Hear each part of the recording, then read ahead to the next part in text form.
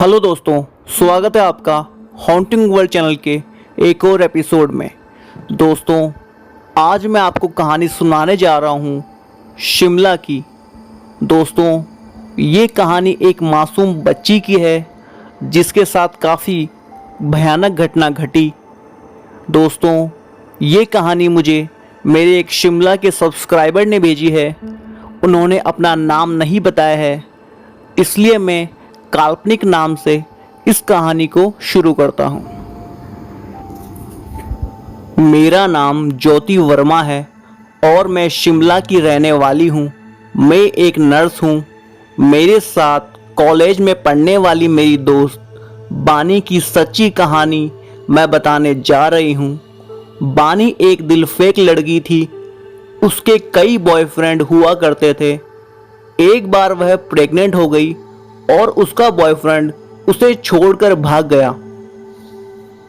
बानी के माँ बाप ने उसे खूब पीटा और उसकी शादी एक ज़्यादा उम्र के बिजनेसमैन से करवा दी, जिसने बानी को और उसके बच्चे को अपना लिया।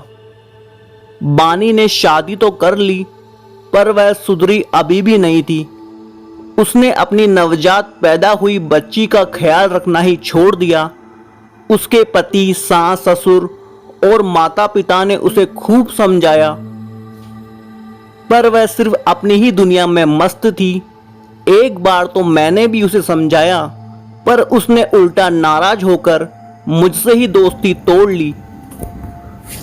ठीक से समय पर खाना और माँ का प्यार ना मिलने के कारण बानी की बेटी 4 साल की उम्र में बीमार रहने लगी और बानी को सैर सपाटे करने की जगह उसका ख्याल रखना पड़ रहा था। जिससे वह बीमार बच्ची को रोने पर मारने पीटने लग जाती। बानी किसी भी तरह अपने अधेड़ उम्र के पति से और बीमार बच्ची से आज़ाद होकर अपनी वाहियात गुलछर्रे उड़ाने वाली जिंदगी में लौटना चाहती थी। एक बार मुझे खबर मिली कि बानी की बेटी बीमारी के कारण मर गई है। मुझे पक्का यकीन था कि बानी ने ही कुछ किया होगा। वह अपनी जिद में आकर कुछ भी कर सकती थी। बानी के पति ने भी शंका की वजह से बानी को निकाल दिया और उसका तलाक हो गया। अब बानी फिर से लड़के घुमाने लगी थी। मेरे सामने ही उसका मायका था। एक दिन वह मुझसे मिलने आई और कुछ पैसे मांगने लगी।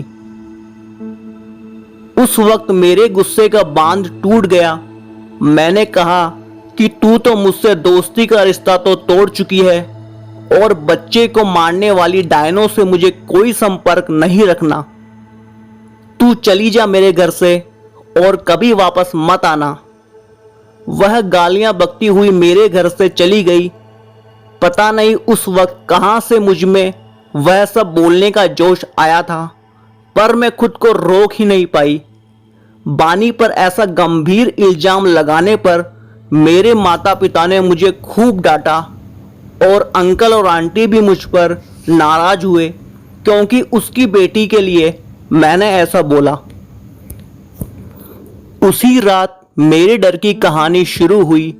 बानी की बच्ची मेरे रूम के टीवी पर बैठी बैठी मेरे सामने देखकर हंस रही थी। मेरी चीख निकल गई।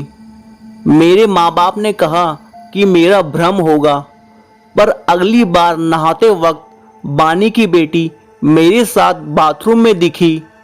वह मुझे बस देखकर हंसती चली जाती और मेरी ओर हाथ बढ़ाती।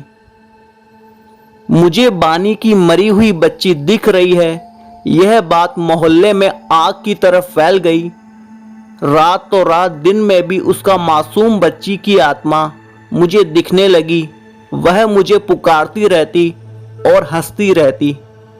हमारे खानदानी पंडित से पूछवाने पर पता चला कि उस लड़की की मौत गला दबाने के कारण हुई है।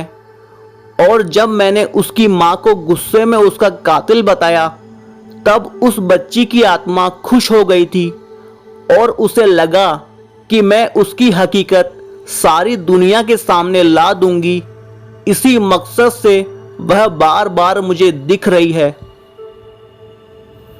कोई सबूत और गवाह ना होने के कारण बानी पर गुनाह साबित तो होने से रहा, पर मैंने उस मासूम बच्ची की आत्मा की शांति और मुक्ति के लिए शांति पाठ करवाए और गूंगे जानवरों को खाना खिलाया ताकि उस धार्मिक कार्य का फल उस मासूम तक पहुंचे और उसे मुक्ति मिले। औरत जात के नाम पर कलंक मेरी दोस्त बानी कुछ ही समय पहले एक वाहन दुर्घटना में मारी गई जब वह शराब के नशे में अपने लफंगे दोस्तों के साथ पार्टी करके लौट रही थी। मुझे अब भी कभी उस मासूम बच्ची की आत्मा नजर आती रहती है, बस वह दूर खड़ी मुझे देखकर मुस्कुराती रहती है। दोस्तों, ये थी कहानी शिमला की। आई होप आपको ये कहानी पसंद आएगी। दोस्तों, प्लीज़ चैनल को सब्सक्राइब कीजिए और देखते रहिए हॉन्टिंग वर्ल्ड, क्योंकि आगे भी हम ऐसी कहानियाँ लाते रहते हैं।